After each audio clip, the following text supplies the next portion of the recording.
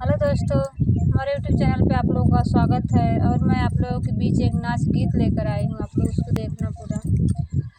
दिया आई गईल राजा फगुनवा में, दिया आई गईल राजा फगुनवा में, फगुनवा में हो फगुनवा में, दिया आई गईल राजा फगुनवा में।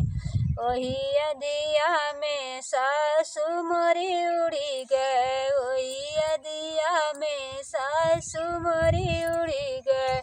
जियारा छूट गई न राजा झगड़वा से, जियारा छूट गई न राजा झगड़वा से। दिया आई गईल राजा फगुनवा में, दिया आई गईल राजा फगुनवा में।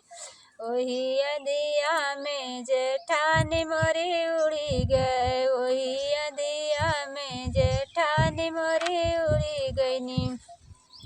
जियरा छूट गई न राजा या लगवा से, जियरा छूट गई न राजा या लगवा से।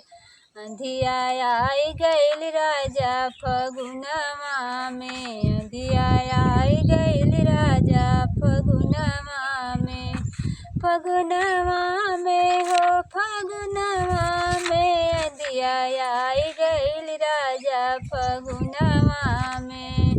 वही दिया में ननद हमारी उड़ी गए, वही अनिया में ननद हमारी उड़ी गईनी। जियरा छूट गई न राजा दहेजवा से, जियरा छूट गई न राजा दहेजवा से।